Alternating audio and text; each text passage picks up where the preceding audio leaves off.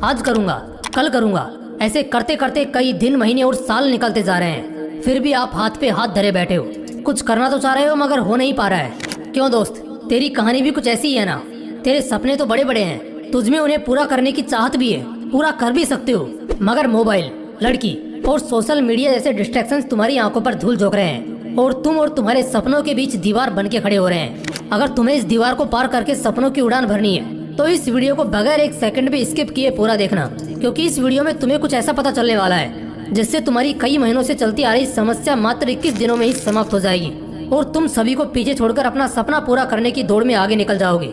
आप सोच रहे होंगे 21 दिन ही क्यों, 25 दिन भी तो ले सकते हो, 30 दिन ले लो या 20 दिन ले लो, राउंड फिगर में बात करो ना। दोस्तों ऐसा है कि 1950 के दशक में मैक्सवेल मोल्ट्ज नाम का एक लेखक था जिसने अपनी किताब में 21 दिन की साइकोलॉजी एक्सप्लेन की थी। उस एक्सप्लेनेशन का सार था कि 21 दिन ही वो टाइम लाइन है जिस टाइम लाइन में तुम अपनी आदत बदल सकते हो और दुनिया भर के डिस्ट्रैक्शन में फंसे इंसान से खुद एक अट्रैक्टिव इंसान बन सकते हो। तो इसके लिए सबसे पहला टास्क है नंबर 5, डिस्ट्रैक्शंस को अलविदा कह दो। दोस्तों 21 दिन का यह टाइम पीरियड आपके लिए सिर्फ एक टास्क ही नहीं है, ये एक जंग है जिसे जीतने के लिए आपको सबसे पहला काम ये करना है कि सभी डिस्ट्रैक्शंस को टाटा गुड बाय कह देना है। मोबाइल का यूज बिल्कुल कम करना है। कम से मेरा मतलब है आप मोबाइल तभी यूज करोगे जब आपको उसकी सबसे ज्यादा जरूरत है, और उससे भी पहले आप एक काम करो, अपने मोबाइल से इंस्टाग्राम और फेसबुक जैसी सभी तरह की सोशल मीडिया ऐप्स को डिलीट कर दो ताकि बांस भी नहीं रहेगा और डिस्ट्रैक्ट करने वाली बांसुरी भी नहीं बजेगी। दोस्तों ये सोशल मीडिया डिस्ट्रैक्शन ही है जिसने आपको सपनों की उड़ान भरने से रोक रखा है, आपको जकड़ रखा है। इस जकड़ से अगर बाहर निकलना है ना तो इस जकड़ को तोड़ना होगा। मानता हूँ कि ये आपके लिए आसान नहीं होगा, बार बार मोबाइल की ओर हाथ जाएगा, पर आपको आपके विल पावर के दम पर उसे जाने से रोकना है। बस 21 दिन उसे रोक के रखो और 21 दिन बाद रिजल्ट देखो। Number 4, wake up early in the morning. आपको हंसी आ रही होगी कि सपना पूरा करने के लिए सुबह 4 बजे उठने की क्या जरूरत है ना। इसी हंसी के साथ आपको यही सवाल स्टीव जॉब्स से पूछना चाहिए, क्योंकि जब तक वो जिंदा रहे वो इसी टाइम पर उठते थे। यही सवाल आपको दुनिया को योग और ज्ञान का पाठ पढ़ाने वाले गुरु और हमारे देश के प्रधानमंत्री से पूछना चाहिए, क्योंकि ये लोग भी इसी टाइम को the perfect time of success कहते हैं। 4 बजे उठने का मतलब यह नहीं है कि आप बहुत एक्टिव हो, इसका मतलब यह भी होता है कि आप अपने सपने, अपने गोल को अचीव करने की होड़ में फुल्ली फोकस लो। सर्दी के दिनों में जब चद्दर से निकलने का बिल्कुल भी मन नहीं करता, तब भी अपनी विल पावर की क्षमता को जानकर वही इंसान उस टाइम पर उठ सकता है जिसकी जिद ज्वालामुखी के समान हो। खुद से वादा करो कि 21 दिन के इस सफर में आप किसी भी हालत में हर दिन सुबह 4 बजे उठोगे ही। नंबर 3, फिटनेस पर ध्यान दो।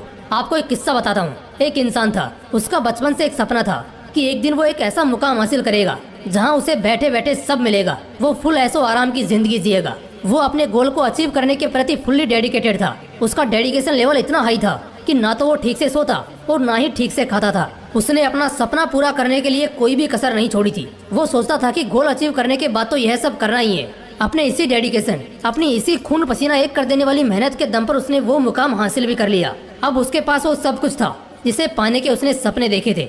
लेकिन एक दिन कुछ ऐसा हुआ कि उसके एक सपने को पूरा करने की इतने सालों की मेहनत चंद मिनटों में ही चकनाचूर हो गई। उसे एक ऐसी बीमारी ने घेर लिया जिसका कोई भी इलाज नहीं था। उस टाइम उसे रियलाइज हुआ कि सपना पूरा करने के सफर में उसे अपने शरीर, अपनी हेल्थ पर जितना ध्यान देना चाहिए था उसने नहीं दिया, जिसका भुगतान उसे अभी इस तरह करना पड़ रहा है। कहने का मतलब बस यही है कि सपना पूरा करने में इतने भी व्यस्त मत हो जाओ कि जिस शरीर के लिए ये सब कर रहे हो उसी की हालत को इग्नोर कर दो। इन 21 दिनों में आपको हर दिन 4 बजे उठते ही कम से कम आधा घंटा मेडिटेशन और आधा घंटा एक्सरसाइज करनी ही है। इस तरह दिन में कम से कम 1 घंटा अपनी बॉडी और ब्रेन को शार्प करने के लिए देना है। नंबर 2, एक अच्छी आदत डालो। सपना पूरा करने की सबसे बड़ी आदत के अलावा भी आपको एक छोटी सी अच्छी आदत डालनी है। आप दिन भर घर पे बैठे बैठे सोशल मीडिया स्क्रॉलिंग या ऑनलाइन गेम्स खेलने के आदी हो चुके हो, तो आउटडोर गेम्स खेलने की आदत डालो।